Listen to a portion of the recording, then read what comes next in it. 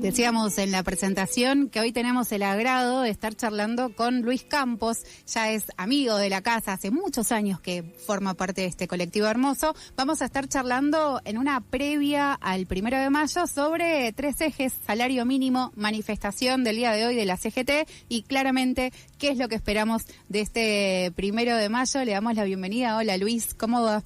Buenas, Natacha, ¿cómo andan por allá? Bien, muy bien. Tenemos el agrado de tenerte nuevamente un miércoles, así que vamos a aprovechar estos minutos que tenemos para charlar en un contexto muy complicado y cerca de un día que no tiene nada de feliz, por lo menos para mí. Arranquemos por el final. Bueno, porque... 8 horas de trabajo, sí. 8 horas de descanso, 8 horas de esparcimiento. Uh-huh. Suena lindo, ¿no? Sí, suena algo casi utópico, te diría. Bueno, eso está en el origen de por qué mañana se conmemora en gran parte del mundo el 1 de mayo, el Día del Trabajador. Uh-huh.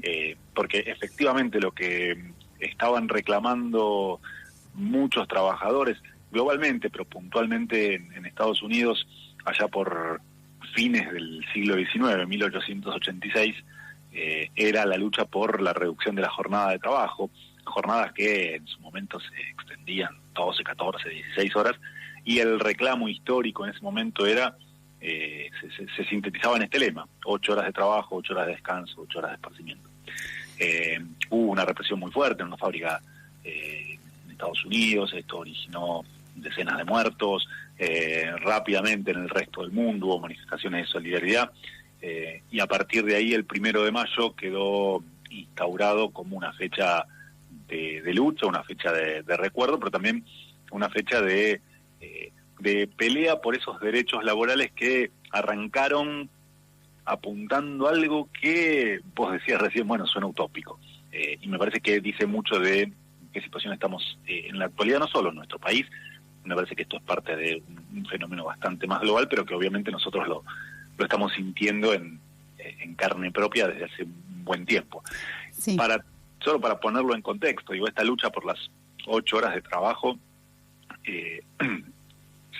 tuvo mucha intensidad a fines del siglo XIX, a tal punto que cuando se conforma la Organización Internacional del Trabajo en 1918, el primer convenio internacional que firman, no la Internacional de los Trabajadores, o sea, sindicatos, empleadores y estados, el convenio 1 de la OIT es un convenio sobre limitación de la jornada de trabajo, 8 horas de trabajo para todo el mundo. Después esto obviamente tiene sus bemoles, sus límites, sus matices, pero no es casual que el primer convenio de la OIT sea sobre jornada limitada de trabajo, y que pocos años más tarde, un economista que no era un economista comunista, socialista, por más que el presidente de nuestro país diga que sí, pero John Maynard Keynes, uno de los fundadores del Fondo Monetario Internacional, para tener una idea de qué personaje estamos hablando, un lord inglés, escribía en un texto maravilloso que se llamaba Las posibilidades económicas de nuestros nietos, que él decía, bueno, la productividad del trabajo va a avanzar tanto que yo no lo voy a ver, pero mis nietos sí. Y cuando mis nietos tengan que trabajar, no van a tener necesidad de trabajar 8 horas. Con jornadas de 15 horas semanales o 3 horas diarias va a ser suficiente. ¿Y el resto del tiempo para qué? Bueno, para dedicarse a desarrollar el espíritu. Estoy parafraseando este texto maravilloso de uno de los fundadores del Fondo Monetario Internacional, que escribía allá a fines de los años 20, principios de los años 30. Sí, con todo lo que estás diciendo y con el recorrido no histórico que tiene que ver con el trabajador, la trabajadora y sus derechos, pienso en esto que decíamos al comienzo, entre lo utópico y en qué difícil es alejarse de ver el trabajo como un criterio más moral, en el sentido de inclusión, en el sentido de la dignidad del trabajador, y quizás encontrar otras narrativas pensándolo de vuelta desde un nivel más ideal, de salir un poco del mandato productivo y quizás recuperar el tiempo como derecho también, ¿no? Que la recuperación de ese tiempo pueda llegar a ser considerado también como parte del derecho de los o las trabajadoras. Digo esto, sí. Esta idea del mandato productivo en nuestro país está muy concretizado en una frase muy cara, muy, muy querida por gran parte del movimiento obrero, que es esta idea de que el trabajo dignifica. Uh-huh. Ahora, esta idea de que el trabajo dignifica tiene una trampa. Hay nos quedamos presos de este mandato productivo del trabajo, y alguien contestaba con mucho tino a mi criterio, bueno, en realidad lo que dignifica es el ocio, es poder dedicarle tiempo a lo que yo quiero y no a esta obligación que tengo de vender mi fuerza de trabajo en el mercado, porque si no, no me puedo reproducir, si no, no como, si no, no sobrevivo. Sí. Y me parece que es lo que se discutía allá a fines del siglo XIX y que está bueno traerlo a la actualidad. Recontra. Es esta idea de que los seres humanos no somos seres humanos al servicio de una maquinaria productiva, sino que somos seres humanos para poder desarrollar otro montón de cuestiones que de vuelta hacen, voy a parafrasearlo de vuelta a Keynes, al desarrollo de nuestro espíritu, a poder hacer cosas lindas, creativas, que no necesariamente son,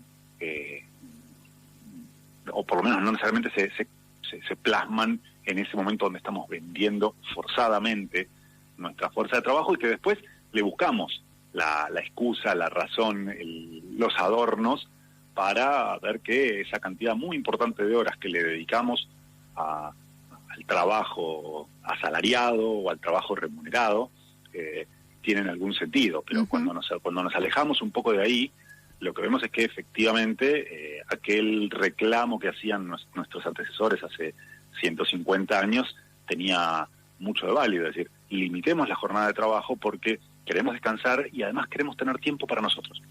Y me parece que la lucha por el tiempo está en el centro de todo esto. Y hoy por hoy, sí, eso está mucho más exacerbado. Hoy por hoy esa jornada de 8 horas es para muchos trabajadores, muchas trabajadoras, una utopía, ya sea porque se extendió la jornada para un mismo trabajador, ya sea porque tenemos que recurrir a más de un puesto de trabajo para acceder a una canasta, a una cantidad de ingresos que nos permita subsistir en condiciones relativamente dignas.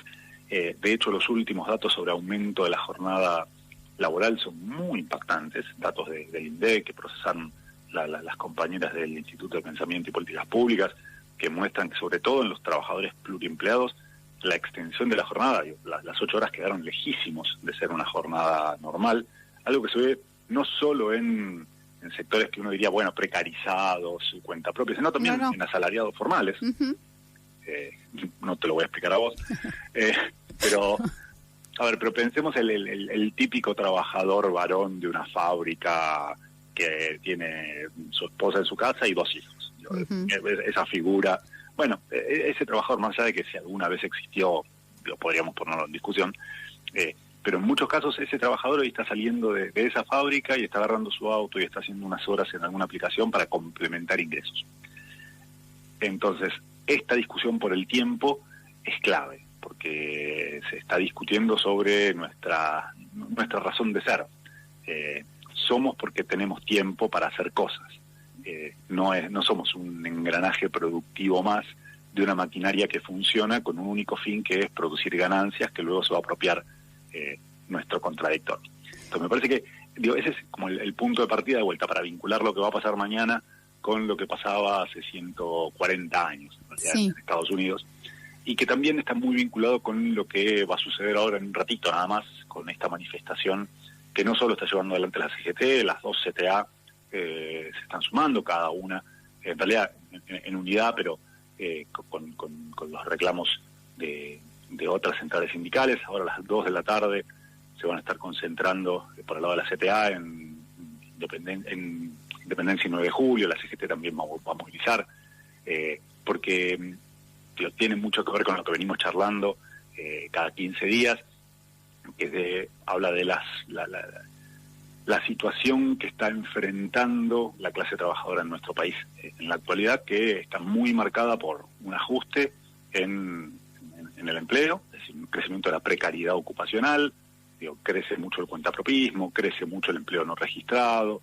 no hay un crecimiento sostenido de los puestos de trabajo formales y fundamentalmente el estancamiento de los salarios en niveles que históricamente son muy bajos.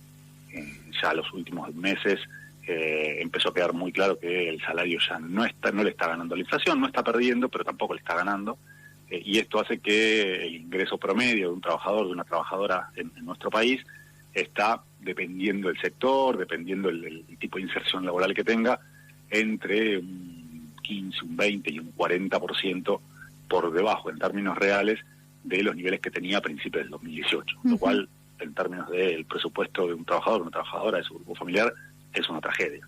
Sí, te escuchaba, y la unión que haces entre, obviamente, el recorrido de las luchas por los derechos laborales y, a su vez, lo que está pasando o lo que va a pasar hoy, dentro de un ratito, en Plaza de Mayo. Es en Plaza de Mayo, ¿no?, la concentración.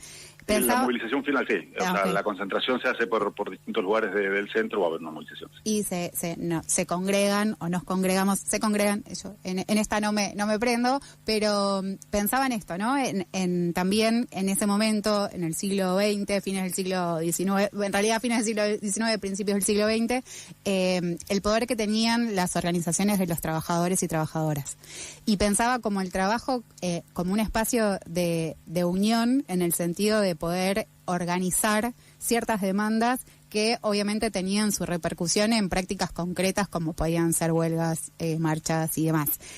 Hoy por hoy, no sé vos cómo lo ves, cómo ves esa representación en las diferentes estructuras sindicales, y si el trabajo sigue siendo ese motor de unión, de organización, y también pensar desde un lugar quizás un poco simplista, me sumo a esta, de que somos en cierto punto el lugar que ocupamos en el proceso productivo, pero en el sentido de conciencia de clase, y que muchas veces eso fue canalizado por diferentes organizaciones políticas. La pregunta es, ¿qué está pasando hoy a nivel legitimidad de esos dirigentes sindicales o gremiales en las reivindicaciones más de base? ¿Notás ahí que está pasando algo? ¿Hay una tensión? A ver, es difícil pensarlo con la foto, en el corto plazo.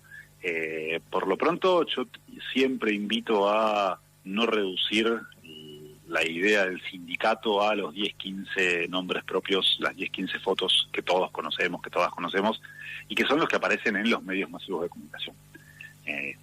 La tribu suele sacar a muchísimos dirigentes sindicales, muchísimos representantes de trabajadores y trabajadoras, cuyo nombre propio está lejos de aparecer en las letras de molde, se diría en algún momento de los medios. Y eso también es sindicalismo, eso también es organización colectiva de los trabajadores. El trabajo sigue siendo un eje organizador de muchas esferas de la vida social, pero también es cierto que en los últimos 50 años, te diría con un proceso largo, y ahí me parece que es importante no solo quedarse con la foto, sino ver qué está pasando más en el mediano y largo plazo, ha habido una reestructuración de la producción a nivel global.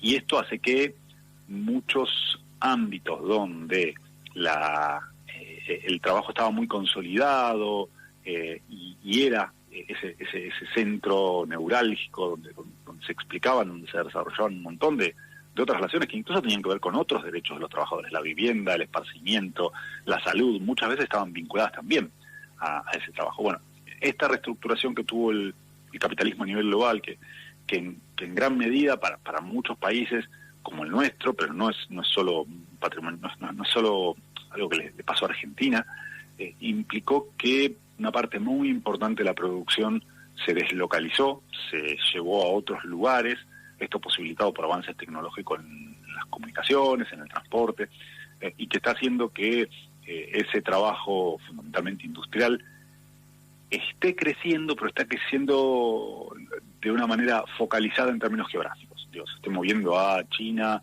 a los países del sudeste asiático, a la India, y esto hace que sociedades salariales que tenían todo su sistema de relaciones sociales, vinculares, mediadas por el trabajo, y acá podemos pensar en la crisis que se está atravesando en Europa, en la crisis que está atravesando Estados Unidos, y que está en el trasfondo de la llegada de Trump al poder. Trump llega al poder con el voto de trabajadores blancos de los centros industriales tradicionales de Estados Unidos, que hoy están en la ruina o pasándola muy mal. Entonces, de vuelta, es un proceso de largo plazo en el cual las transformaciones globales y la reestructuración global de la producción a nivel global juegan un papel muy importante, y en ese sentido es razonable o es entendible que los trabajadores, la clase trabajadora en general y las organizaciones sindicales estemos a la defensiva. Digo, me parece que lo que estamos atravesando es ese proceso, lo que no quita que no haya acciones de resistencia, y acciones de resistencia en algunos casos muy, muy efectivas. Podemos pensar todo lo que fue el proceso de resistencia en nuestro país en los años 90, que condujo al 2001, o también algunas medidas muy importantes de los últimos años. Pienso las movilizaciones de diciembre del 2017 contra el gobierno de Mauricio Macri, o las movilizaciones incipientes que se están dando en la actualidad contra el gobierno de Javier Milei. Pero lo cierto es que es muy difícil pensar alguna alternativa superadora de esta mera resistencia sin al mismo tiempo pensar en alguna discusión sobre qué va a producir esta sociedad, quiénes lo van a producir, en qué tiempos lo van a producir, como para volver un poco al puntapié inicial, sí, donde vinculábamos esto de la jornada de trabajo y no ser 100% productivistas, no pensarnos solo como un engranaje dentro de la maquinaria productiva, pero al mismo tiempo es imposible no pensar en qué producimos, porque lo que producimos es lo que consumimos, es lo que nos hace reproducir en tanto tales. Entonces, claro, esa dinámica de ida y vuelta es necesario siempre tenerla en cuenta. Sí, y además con esto que decís del tiempo dedicado y el valor, y también en cierto punto, si volvemos también a ciertas ideas en cuanto al trabajo, es la forma que tenemos de cambiar el mundo. Lo que pasa es que hoy por hoy, ese cambiar el mundo, o en las condiciones en que laburamos,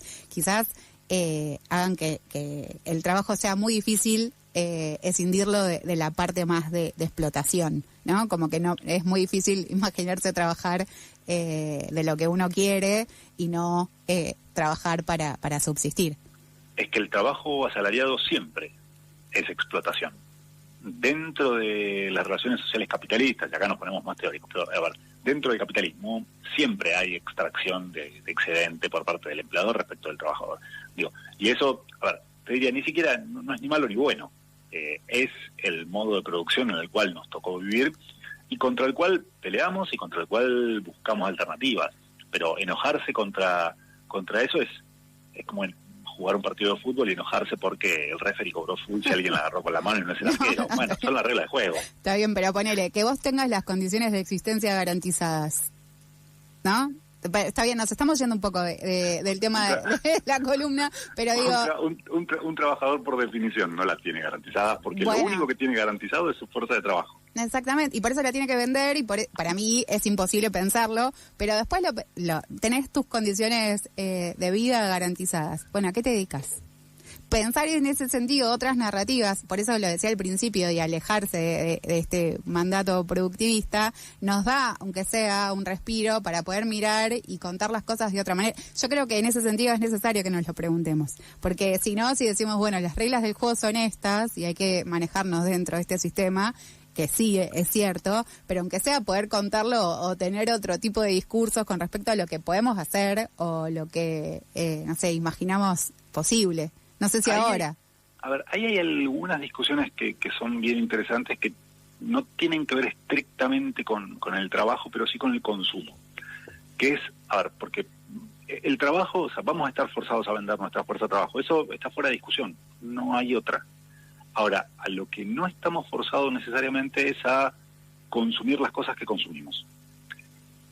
Y el nivel de consumo que tenemos, sí incide en la cantidad de fuerza de trabajo que tenemos que vender en el mercado. A ver, es toda una discusión acerca de si la clase trabajadora debería reducir sus patrones de consumo, o sea, reducir el consumo superfluo, para liberarse de esta necesidad de vender cada vez mayor cantidad de tiempo de su fuerza de trabajo. Y ahí sí me parece que hay una discusión que es bien interesante. Pero bueno, esto lo digo hablando por un teléfono celular. Sí, aclárame. Bueno, pero no, para mí no. Que salió una buena cantidad de plata, claro, más allá de que sea uno de los más baratos del mercado. Pero me parece que eso tenemos que empezar a pensar un poco en estas cosas, más allá de que sí, obviamente, ahora nos queda el último punto, que es salario mínimo, y ahí de vuelta muy mínimo, y después ahí voy a la pregunta que te había hecho en el medio, que es, bueno, ¿qué tipo de legitimidad tienen cuando se sientan los referentes o los dirigentes de ciertos sindicatos con el gobierno y con los referentes de empresarios? Y ahí es cuando digo, bueno, ¿qué posibilidad hay en serio de que los trabajadores y las trabajadoras puedan dirigir en cierto punto la motivación o el objetivo de los sindicatos de los trabajadores? Ahí es donde yo digo, bueno, pará. Sí, está obvio que es diferente la cúpula sindical, la burocracia sindical de los trabajadores, delegados, representantes y demás, pero lo cierto es que después en el campo de juego se sientan otros a negociar. A ver, acá me voy a poner en burócrata. Dale, dale, porque queremos, era todo esto era para que te pongas en ese lugar. No, a ver, la relación que hay entre las conducciones sindicales y los distintos niveles de la estructura sindical es una relación por definición tensionante, una relación que no es lineal y que ha cambiado a lo largo del tiempo y que cambia a partir de cosas que pasan al interior del mundo sindical, pero cosas también que hace el contradictor, cosas que hace el capital. No es casual, y me voy a ir un poco atrás en la historia, que la política sindical de la última dictadura militar tuvo que ver fundamentalmente con romper esos equilibrios internos, con darle mayor margen de maniobra a la dirección sindical, eliminándole a los troscos de la base, para ser muy lineal. No eran troscos. No eran troscos. O sea, sí, también lo eran, pero no eran solo troscos. Había muchos peronistas, muchos comunistas, muchos socialistas. Sí. A ver, pero sacar a esas representaciones de base, delegados, comisiones internas, que no solo que eran molestos, o sea, condicionaban, le daban mucha fortaleza a esa estructura sindical, pero al mismo tiempo condicionaban la actividad de las direcciones centrales de los sindicatos. Entonces, salimos de la dictadura con una estructura sindical muy parecida a la de los años 70, con la mayoría de los mismos dirigentes a nivel de las conducciones nacionales, pero con un efecto paradojal. O sea, esos dirigentes nacionales estaban mucho más debilitados frente a los empleadores, básicamente porque no tenían capacidad de movilización en la base, o su capacidad de movilización en la base había sido muy menguada por la represión de la dictadura, pero eran dirigentes sindicales que tenían mucho mayor control sobre la propia estructura sindical, por la misma razón, no tenían oposiciones internas. Claro. Entonces, no se puede pensar la posición de las direcciones nacionales de las organizaciones sindicales sin ver lo que está pasando al interior de cada una de esas organizaciones, sin ver lo que está pasando en el mercado de fuerza de trabajo, sin ver qué tipo de conflictividad se está dando y en qué momento estamos del ciclo de conflictividad general. A ver, cuando asume Mauricio Macri en el gobierno nacional, veníamos de los niveles más altos de conflictividad laboral en muchísimos años. Con lo cual, cuando Macri quiere implementar el ajuste, teníamos un ejercicio de movilización impresionante. De hecho, las primeras grandes movilizaciones contra el macrismo se dan en los primeros meses del 2016, sí. Y esto no bajó la intensidad. No. En el caso del gobierno de Milei es completamente opuesto. Asume en el punto más bajo de por lo menos 20 años de conflictividad laboral. Entonces encuentra un movimiento obrero, encuentra una clase obrera mucho más desmovilizada. Y esto para las direcciones sindicales también es un problema. Porque sí. No es lo mismo convocar a una movilización cuando esa movilización ya se está dando en los años anteriores, que convocar una movilización cuando estás en el punto más bajo del ciclo de conflictividad. Luis, sí. La pregunta ahí, me están diciendo las chicas que tenemos que cerrar, pero la pregunta ahí sería el por qué, ¿no? ¿Por qué está tan bajo el nivel de conflictividad o de movilización social? Porque sabemos que esto no se da de un día para el otro, pero no es para que me lo respondas al aire. ¿Vos crees que las chicas te...? No. Es un comentario, pero nos estamos quedando sin tiempo. Odio hacer esto al aire, pero nos queda para pensar. Salario mínimo... 2 palabras de salario mínimo. Dale. Los empleadores ofrecieron que en junio de este año un trabajador sin carga de familia tenga que comprar todo lo que necesita para alimentarse, vestirse, educarse, cuidar su salud, irse de vacaciones, pagar el colectivo con 311.000 pesos. No, es por mes. Esto es lo que dijeron los empleadores. Las centrales sindicales unificaron posición, ya es una práctica que vienen teniendo desde hace un tiempito, lo cual es muy saludable. Plantearon la necesidad de un aumento de más del 100%, llevarlo a 650.000 pesos, que igualmente sería poco, pero que implicaría por lo menos poner un piso un poco más alto. No hubo acuerdo, todo indica que en los próximos días el gobierno va a laudar, es decir, va a decidir unilateralmente, y si los empleadores habían ofrecido 311.500 pesos en junio, creo que el laudo del Ministerio va a andar por 312.000, 313.000, no va a ir mucho más allá de eso. Esto es consolidar la destrucción del salario mínimo vital y móvil como herramienta de protección, sobre todo de los trabajadores y trabajadoras de menores ingresos, pero también como derecho constitucional. Todavía, hasta nuevo aviso, es un derecho que está en el artículo 14 de la Constitución, pero bueno, parece ¿Eso que... el DN1 lo sacó? No, eso no podría sacarlo, pero bueno, la política laboral del gobierno va camino a, en la práctica, sacarlo. Así que me parece que es un problema. Bueno, esa era un poco la noticia de estos días, que de vuelta en los próximos días seguramente el gobierno emita un laudo que no va a ir mucho más allá de lo que ofrecieron los empleadores. Bueno, nos vamos con una mala noticia, podemos decir, pero nos quedan un montón de temas para seguir conversando. Luis, te agradecemos un montón que te hayas prendido en la charla y que nos volvamos a ver en 15 días, en realidad con Maylu, para poder seguir charlando esto de que esbozamos así como un primer puntapié. Abrazo grande por allá y nos vemos en 2 semanas. Gracias, Luis. Quien se iba es Luis Campos, investigador del Instituto de Estudios y Formación de la CTA Autónoma. Estábamos hablando un poquito sobre el salario mínimo, la manifestación del día de hoy y, obviamente, del 1 de mayo y los derechos laborales de los y las trabajadoras. Ustedes no se vayan porque...